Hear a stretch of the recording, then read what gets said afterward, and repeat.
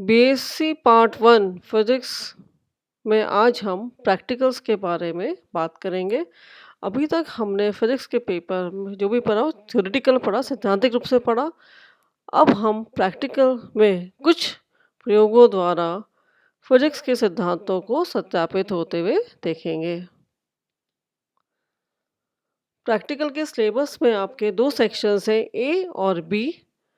प्रत्येक सेक्शन से 8-8 एक्सपेरिमेंट्स हमें करने हैं। इस तरह से कुल मिला के फर्स्ट ईयर में 16 एक्सपेरिमेंट्स जो हैं प्रत्येक स्टूडेंट को करने होते हैं। सिलेबस जो है यूनिवर्सिटी की वेबसाइट पर दिया हुआ है। मैं यहाँ पर वो एक्सपेरिमेंट्स की लिस्ट दे रही हूँ जो कि हमारे कॉलेज की लेबोरेटरी में अवेलेबल है।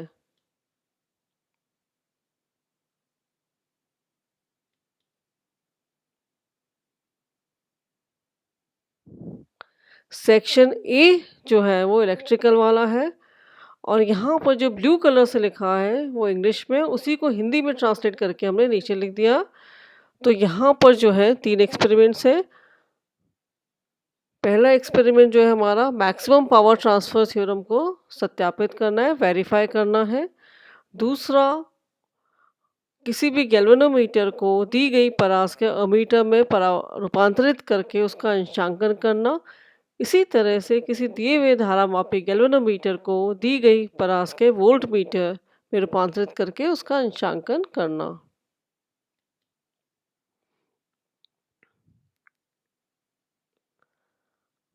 अर्धचालक डायोड के फॉरवर्ड व रिवर्स बायस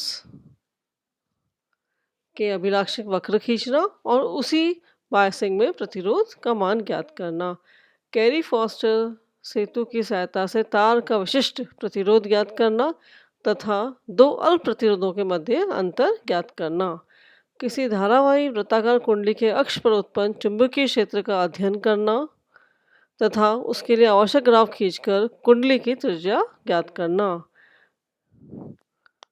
आरसी सर्किट में एसी वोल्टेज स्रोत प्रयुक्त करके प्रतिरोध तथा धारिता के मान में परिवर्तन करके आरएल सर्किट के व्यवहार का अध्ययन करना तथा परिपथ की प्रतिबाधा और कला संबंध ज्ञात करना। एला सर्किट में वोल्टेज और करंट के बिहेवियर का अध्ययन करना और पावर फैक्टर तथा प्रतिबाधा और कला संबंध ज्ञात करना।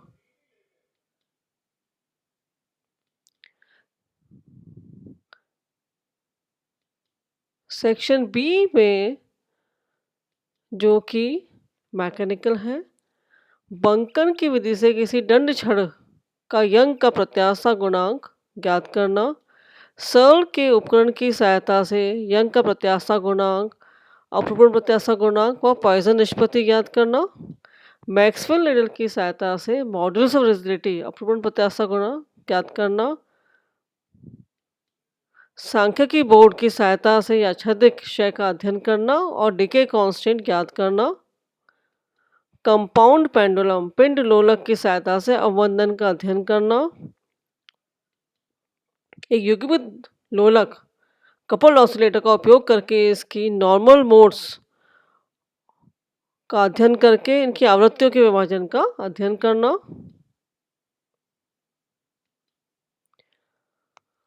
कपल ऑसिलेटर को यूज करके उसके घटक दोलकों के मध्य ऊर्जा अंतरण की आवृत्ति का युग्मन तीव्रता के साथ अध्ययन करना। पिंड लोलक का उपयोग कर बड़े कोणीय दोलन के लिए आवर्तकाल का आयाम के साथ परिवर्तन का अध्ययन करना। पोलरीमीटर ध्रुवणमापी की सहायता से चीनी के घोल का विशिष्ट ध्रुवण गुणांक ज्ञात करना। ये एक्सपेरिमेंट्स की लिस्ट थी जो हम यहाँ पर काला डेरा कॉलेज के अंदर करवाते हैं।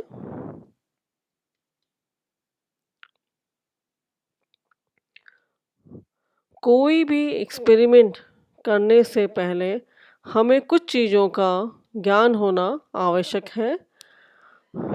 आप में से कुछ बच्चों को हो सकता है प्रैक्टिकल करने की सुविधा नहीं मिली हो, तो हम यहाँ पर पहले फर्स्ट ईयर के प्रैक्टिकल शुरू करने से पहले जो अभी तक हमने प्रैक्टिकल्स किए उनका थोड़ा बहुत रिवीजन करते हैं, उसके बाद फिर हम फर्स्ट डे के प्रैक्टिकल पे आते हैं। कोई भी प्रैक्टिकल करने के लिए सबसे इम्पॉर्टेंट चीज़ जो होती है वो लीस्ट काउंट ज्ञात करना, लघुत्तम माप, अल्पतमांक ज्ञात करना होता है। क्या चीज़ होती है? किसी भी मेजरिंग इंस्ट्रूमेंट से जो सबसे छोटी वैल्यू, छोटा मान मेज़र किया जा सकता है, प्रेक्षित किया जा सकता है, उसे हम उस इंस्ट्रूमेंट का, उस उपकरण का लघुत्तम माप कहते हैं। The smallest value that can be measured by the measuring instrument is called its least count. जो उस इंस्ट्रूमेंट से, उस उपकरण से हम सबसे छोटा मान प्रेक्षित कर सकते हैं, उसे हम उस उपकरण का लघुत्तम माप कहते हैं।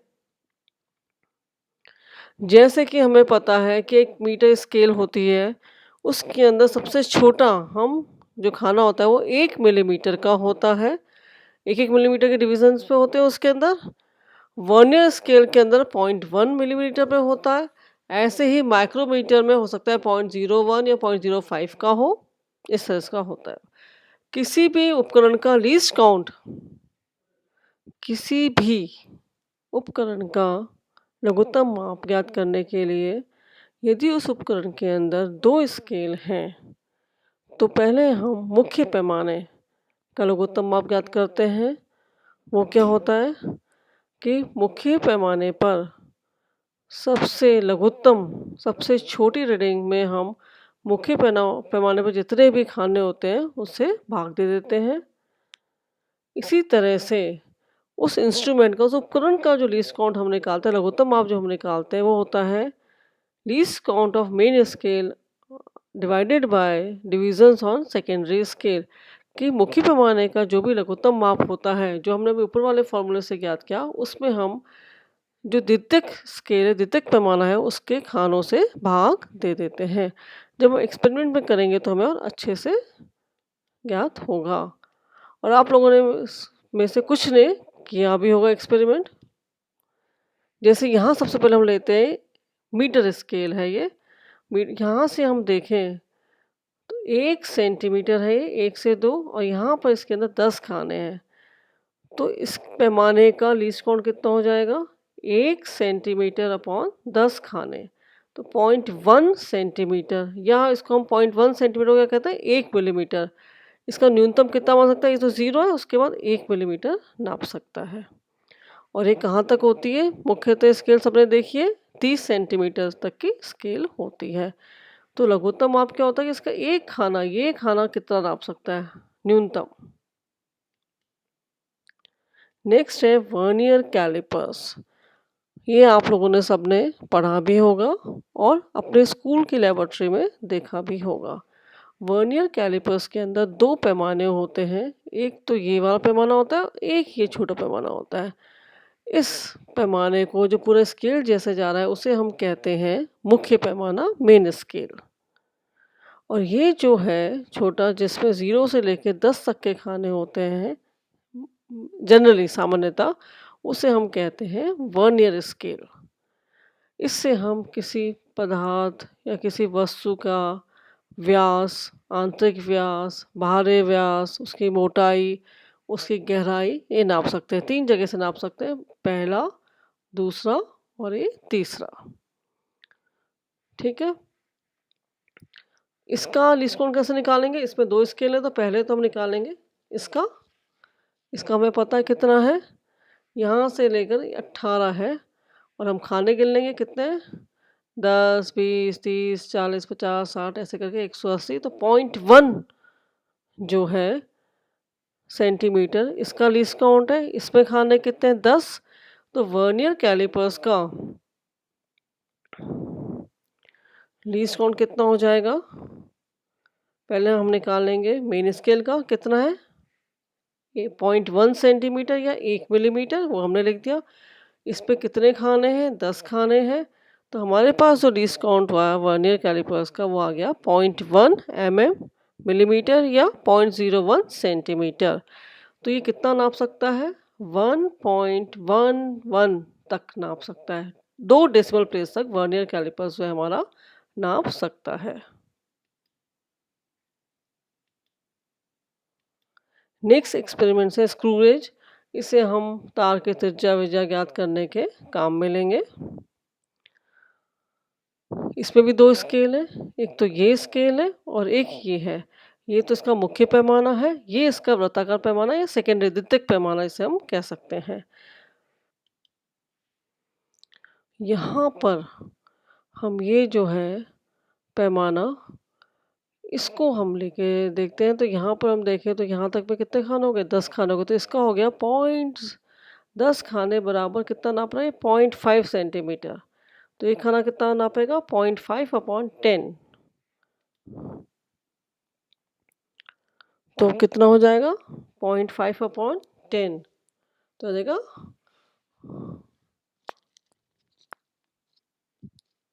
0.05। तो इसका मुख्य पैमाने का हो गया। और यहाँ पे जो भी खाना टच करेगा, जैसे 30 है, यहाँ हमने और अच्छे से क्लियर दिखा रखा है इसको। यहाँ पे इन्होंने मुख्य पैमाने की रीडिंग लिख रखी है 5 मिलीमीटर, ठीक है। और यहाँ पर एक और ये एक्स्ट्रा आ रहा है, तो 0.5 ये हो गई, प्लस ये हमने 28वां खाना यहाँ रहा था 0.28, तो कितना आ गया 5.78। नेक्स्ट है स्फेरोमीटर। स्फेरोमीटर के अंदर भी 2 पैमाने होते हैं। ये है हमारा मुख्य पैमाना और ये वाला जो है हमारा सेकेंडरी स्केल वृत्ताकार पैमाना। तो पहले हम मुख्य पैमाने का लीस्ट काउंट निकालेंगे, उसमें इसका भाग दे देंगे, कितने डिवीजन है उसका भाग दे देंगे। तो मुख्य पैमाने का लीस्ट काउंट कितना है, 0.1 सेंटीमीटर। और यहाँ पर खाने की संख्या कितनी दिख रही है, 100। तो इसका जो पूरे स्फेरोमीटर का जो लीस्ट काउंट आया वो आया 0.1/100 सेंटीमीटर। इस तरह से हम देखते जाते हैं कि metre scale, vernier scale, screw gauge और फिर स्फेरोमीटर, तो इनके लीस्ट काउंट जो हैं या इनका जो लघुत्तम माप जो है वो धीरे धीरे पॉइंट डेसिमल प्लेस जो है बढ़ता जा रहा है।